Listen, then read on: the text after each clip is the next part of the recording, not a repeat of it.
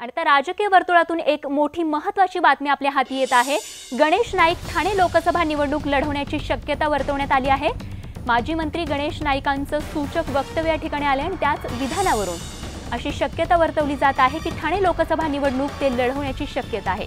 तर मी बेलापूर पर्यंत येऊ शकतो तर ठाण्यापर्यंतही जाऊ शकतो असं सूचक वक्तव्य त्यांनी केलेलं आहे। त्याच पार्श्वभूमीवरती आता गणेश नाईक ठाणे लोकसभा निवडणूक लढवण्याची शक्यता वर्तवली जाते आहे। तर नवी मुंबईमध्ये आयोजित सायक्लोथॉनच्या वेळी ते बोलत असताना त्यांनी हे विधान केलंय। येऊ घातलेल्या निवडणुकीच्या पार्श्वभूमीवर एक सूचक विधान या ठिकाणी गणेश नाईक यांनी केलंय। विनय म्हात्रे आमचे प्रतिनिधी अधिक तपशील देत आहेत। विनय, गणेश नाईकांच्या विधानाचा नेमका काय अर्थ काढायचा? नक्कीच स्वाती, ज्या पद्धतीने राष्ट्रवादीचे नेते शरद पवारांनी दिल्लीमध्ये सगळ्यात सिनियर जी नेते आहेत त्यांना दिल्लीमध्ये ह्या लोकसभेच्या निवडणुका लढवून दिल्लीमध्ये घेऊन जाण्याचं त्यांनी वक्तव्य केलं होतं। त्याच अनुषंगाने शरद पवारांनी स्वतः इच्छा व्यक्त केली होती की गणेश नाईकांनी ह्या लोकसभेच्या निवडणुकीच्या रिंगणात उतरावा। मात्र जी राजकीय परिस्थिती सध्या पाहिली गेली तर आपण मीरा भाईंदरचा जर परिस्थिती पाहिली तर आता तिथेही फारसं शिवसेना आणि भाजपाचा बालेकिल्ला तिथे बनला गेलेला आहे। ठाणे महानगरपालिकेची जर परिस्थिती पाहिली तिथे देखील शिवसेना आणि भाजपाचं वर्चस्व आहे। फक्त नवी मुंबई महानगरपालिकेमध्ये राष्ट्रवादीची सत्ता आहे। मात्र अंतर्गत वाद पाहता बेलापूरमध्ये आमदार जे आहेत ते बीजेपीचे आहेत। एकूण 6 आमदारांपैकी 5 आमदार हे सेना भाजप युतीचे आहेत, एकच आमदार फक्त राष्ट्रवादीचे आहे। अशा स्थितीमध्ये ठाणे लोकसभाची निवडणूक लढवणं धोक्याचं होईल। याचकरिता गणेश नाईकांनी किंवा त्यांच्या कुटुंबानी ही निवडणूक न लढवण्याचा निर्णय घेतला होता आणि तशा पद्धतीचं शरद पवारांना सांगण्यात आलं होतं। मात्र आता गणेश नाईकांच्या या वक्तव्यानंतर कदाचित गणेश नाईक ही निवडणूक लढवण्याची शक्यता आहे। कारण त्यांनी आज ज्या सायक्लोथॉनच्या वेळी या कार्यक्रमामध्ये म्हटलं मी बेलापूर पर्यंत इथे त्यांनी सायकल चालवत आले, मी माझ्या या वयामध्ये देखील मी ठाण्यापर्यंत सुद्धा जाऊ शकतोय।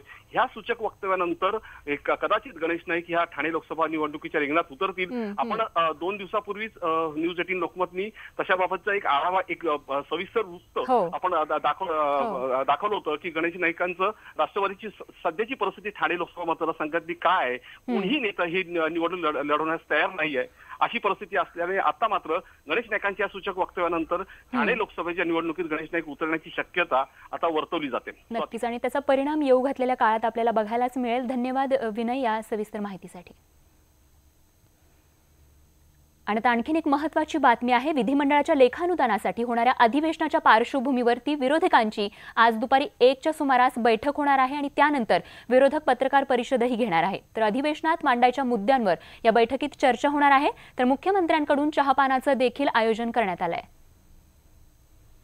तर या बैठकीसंदर्भातील तपशील जाणून घेण्यासाठी प्रफुल्ल आमचे प्रतिनिधी आपल्या सोबत आहेत। प्रफुल्ल, काय तपशील आपल्याकडे या बैठकीच्या पार्श्वभूमीवर?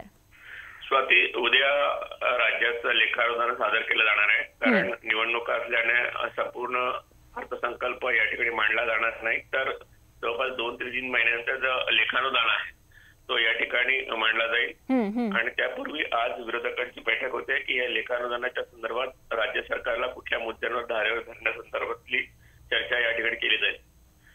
एकूण 6 दिवसाच्या अधिवेशनात केवळ 2 ते 3 मुद्द्यांवर विरोधकांना जे आहे ते लक्ष केंद्रित करावं लागणार आहे।